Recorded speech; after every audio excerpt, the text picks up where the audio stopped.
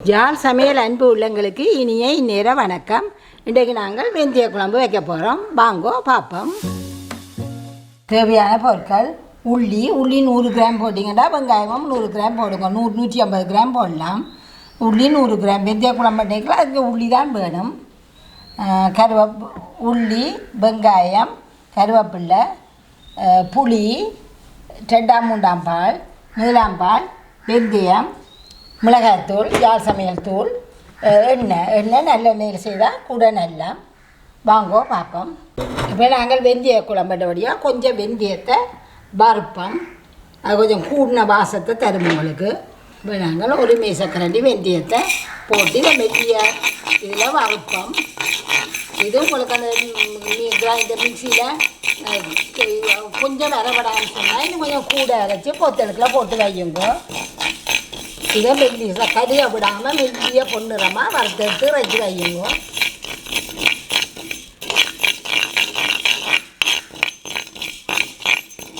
இதை வறுக்கையில் கொஞ்சம் கருவேப்பிலையை போட்டு வறுங்கோ. நல்ல மெல்லிய நெருப்பில் வறுங்கோ. வாங்கோ இதை மெல்லிய நெருப்பில் இப்படியே வறுத்து நல்ல பொண்ணுறமாக வந்துட்டு, ஆனால் கருக விட்டுறாதீங்கோ. கருகிச்சேன்னா கைக்கும். இதை இப்படியே இறக்கி வச்சு விடுங்க. இதை இறக்கணும். இப்போ தாச்சியை வச்சு நாங்கள் அடுப்பை இதண்டுவோம், பற்ற வைப்போம்.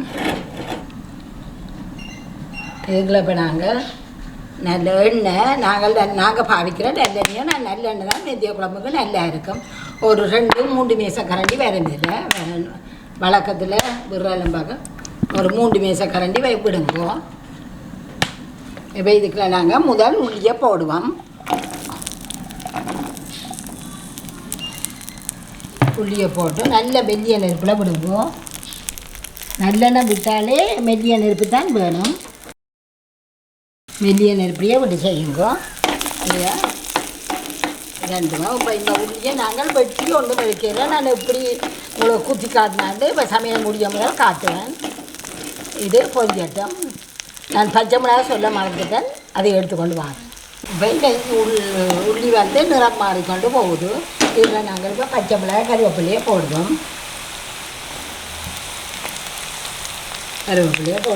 இது நீங்கள் மெல்லிய நெருப்பில் செய்கிற வழியாக தான் அந்த எண்ணெய் அப்படியே இருக்குது. நீங்கள் நெருப்பை கூட்டினீங்கன்னா எண்ணெய் இல்லாமல் போயிடும். மெல்லிய நெருப்பில் விட்டிங்கன்னா அப்படியே இருக்கும். இது வெந்தய குழம்புன்ற வழியாக தான் 3 மேசக்கரண்டி விட்டுனாங்க. இல்லாட்டி நாங்கள் ஒவ்வொரு மேசக்கரண்டி தான் கிடைக்கிறோம். நாங்கள் நெட்ட கறிகள் இருந்தால்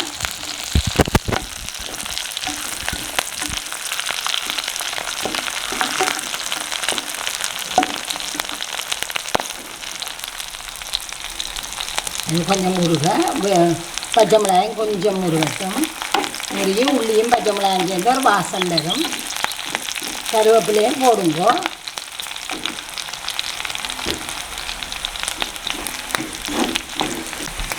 இதுக்கு நாங்கள் இப்போ இந்த வெங்காயத்தையும் போடுவோம்.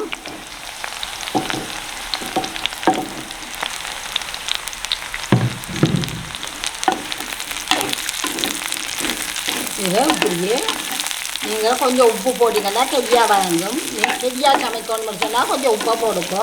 இல்லாட்டி ஆறுதலாக சமைக்கிறேன்னா அப்படியே விடுங்கோ. ஆறுதலாக வதங்கி கொண்டிருக்கு. நீங்கள் மற்ற வெளியில் செய்து கொண்டு இருக்கலாம். இது இப்படியே மெல்லமாக வதங்கி கொண்டு இருக்கோம். வதங்கி கொண்டு கேட்டால் நாங்கள் இந்த வெந்தயத்தை போய் திரிச்சு கொண்டு வருவோம். இப்போ நாங்கள் இந்த உள்ளியை இதை இப்படி சைட்டால் வச்சுக்கொண்டு இதை நாங்கள் இப்படி அடிப்போம். அடித்து எல்லாத்தையும் கலட்டுவோம். கலட்டி இதை இப்போ இப்படி வந்த உள்ளியை நாங்கள் இப்படி பிடிச்சி கொண்டு கையை திருப்பி இப்படி அடிக்கிறோம்.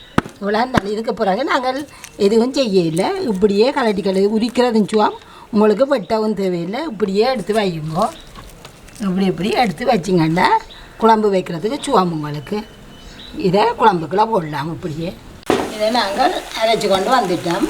நல்ல சின்ன தூளாக அரைச்சி கொண்டு நீங்கள் சின்ன உரல் இருந்தால் அதில் போட்டு குத்துங்க.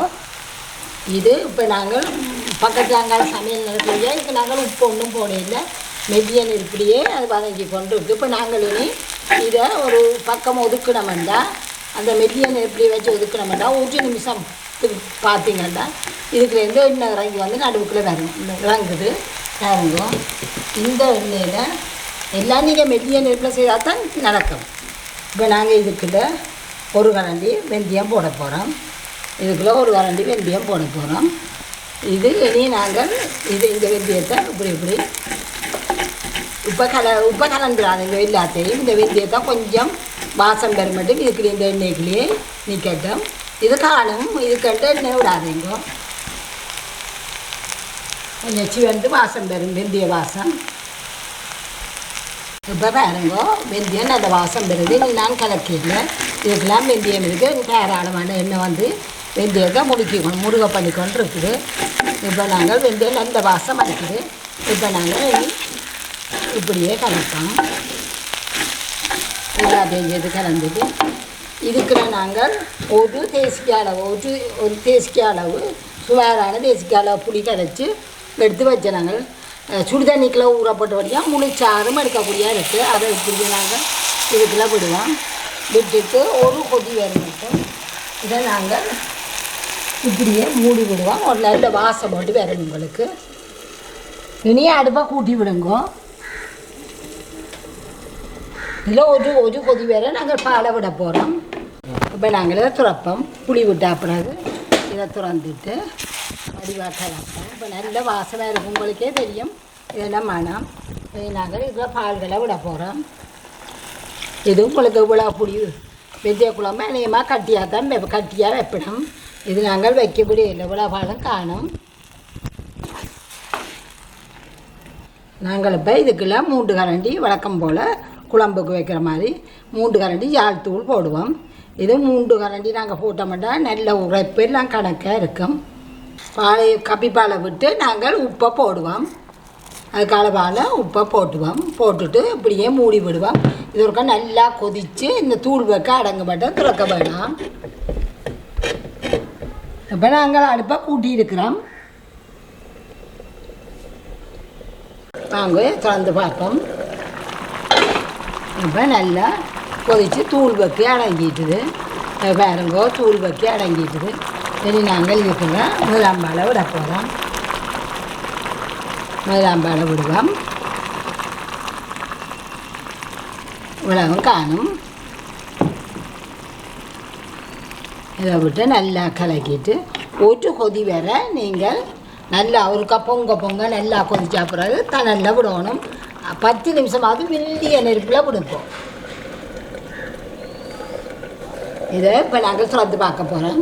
இப்போ நாங்கள் முதலாம்பாலம் விட்டோன்னா நல்லா பொங்க கொதிச்சிட்டு இப்போ நாங்கள் இதுக்குள்ள ஒரு கரண்டி அந்த வெந்தயத்தூளை போட போகிறோம். இவ்வளோத்தையும் போட்டுட்டு அப்படியே தட்டிட்டு நீ நாங்கள் அடுப்பை நிப்பாட்டி போகிறோம். அடுப்பை நிப்பாட்டுங்கோ, துறக்கவே வேண்டாம். இப்படியே இந்த கொதியெல்லாம் அடங்கி நல்ல எல்லாம் முடியும் மட்டும் அப்படியே விடுங்கோ. எல்லாம் அடங்கினா பிறகு திறந்து பார்ப்போம். வாங்கோ திறந்து பார்ப்போம். தலையில் விட்டு அப்படியே விட்டு நாங்கள்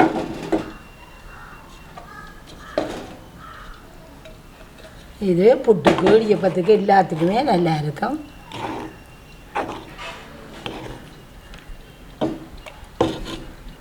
இதே மாதிரி செய்திங்கன்னா இப்படியே வரும். உங்களுக்கு நல்ல வாசமாயும் இருக்கும். வெந்தய குழம்பு கேப்பினம், இன்றைக்கு என்ன குழம்பு கேப்பினம்.